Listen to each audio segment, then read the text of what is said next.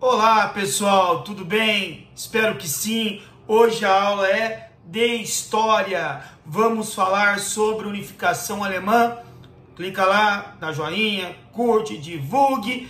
Não se esqueçam, o esquema da aula vai estar aqui embaixo para que você não se perca.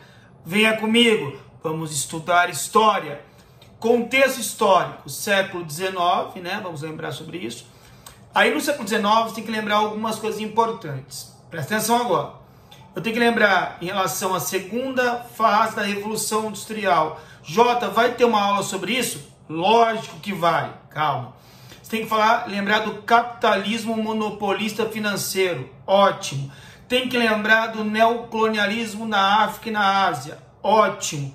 E tem que lembrar, principalmente, que duas regiões não se tornaram ainda países. A Itália, unificação italiana, nós vamos falar sobre isso numa outra aula, e a unificação alemã.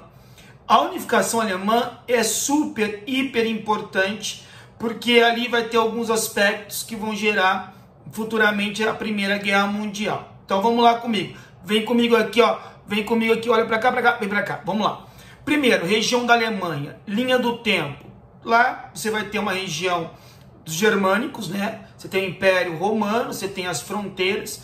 Depois ali você tem lá as invasões bárbaras, região dos francos, dinastia merovingia, dinastia carolíngia, Império Carolíngio. Depois Tratado de Verdun, século IX. Esse Tratado de Verdun é importante porque ele vai trazer a você um aspecto de divisão. Carlos o Calvo, no meio ali o Lotário e Luís Germânico.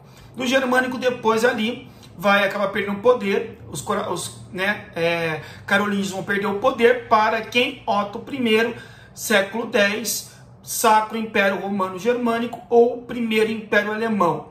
Do século X ao século XIX, você tem ali Sacro Império Romano Germânico. No século XIX, aquela região vai ser invadida por Napoleão Bonaparte. Napoleão invade, Batalha dos Três Imperadores, ou Batalha Modelo, tornando aquela região Confederação do Reno.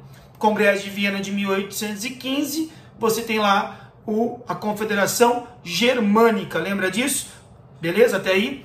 Aí, o que acontece? Esse período da Confederação Germânica, haverá ali a influência do nacionalismo, da Revolução Liberal de 1830, 1848, tem aquela questão importante.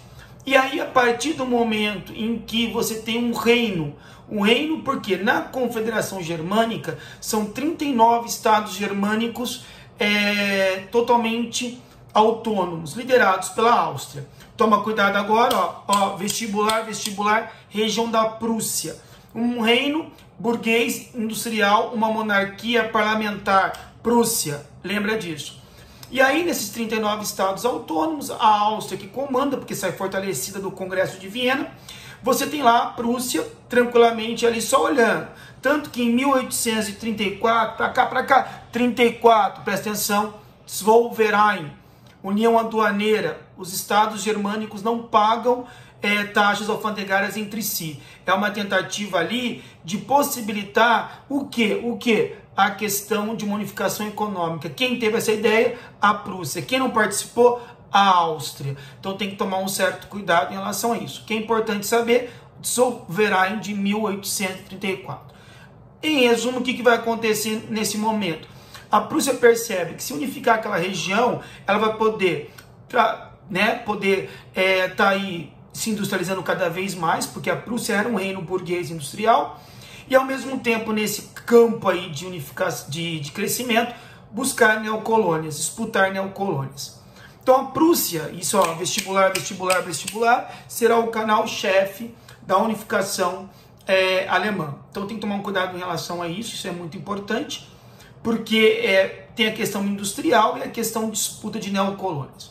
O que a Prússia vai fazer? Ela vai ter algumas guerras para poder unificar. Vamos lembrar, a primeira guerra dos ducados.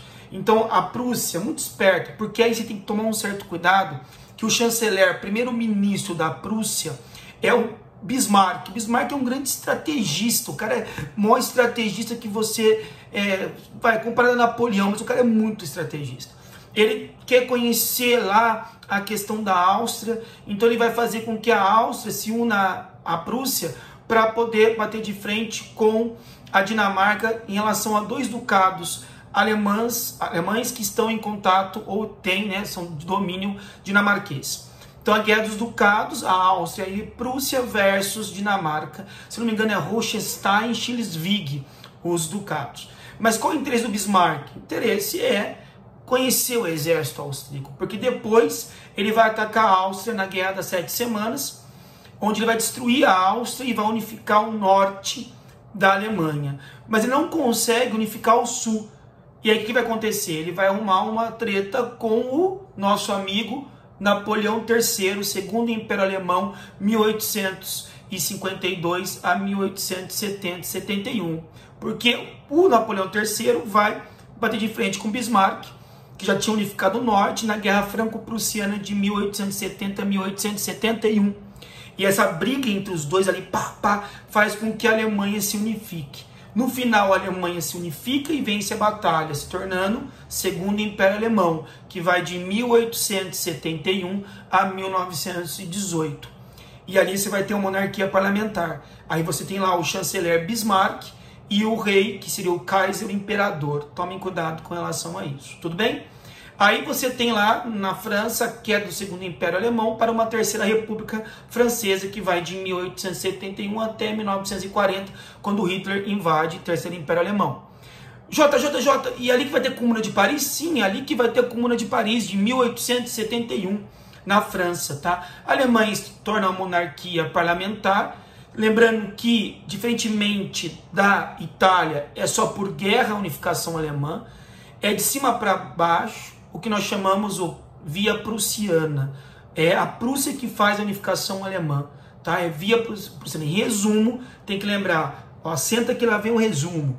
Você tem ali a questão do Bismarck, dos Wolverine, a questão da Guerra dos Ducados, Guerra austro-prussiana, depois você tem a Guerra Franco-Prussiana e a criação do Segundo Império Alemão. Bismarck é o chanceler, tá? E ao mesmo tempo você tem lá o imperador. Toma cuidado com extensa legislação trabalhista do Bismarck, isolamento da França e a tentativa de uma política anticlerical que chama Kulturkampf, luta pela cultura. Bismarck fez um grande trabalho na Alemanha. A ideia de extensa legislação trabalhista é para impedir a influência dos movimentos aí anarquistas, comunistas e socialistas na Alemanha, social-democracia também. E aí você percebe que a mudança de imperador muda o chanceler, o novo chanceler tira, né, toma o lugar do Bismarck, vem o Weltpolitik, que é a política mundial, que vai ser mais agressiva, que vai brigar com a Inglaterra, já, né, a Inglaterra ali, questão econômica, a França, já tem um problema com a França, né, desde a Guerra Franco-Prussiana, o inimigo do meu inimigo, Primeira Guerra Mundial, que nós vamos também ter aí uma aula, tá? Eu sei que eu fui um rápido, porque a ideia é fazer em 10 minutos, aí, mas você vai ter lá um roteirinho embaixo aí, todo esquematizado para que você possa ter aí o conteúdo, tá?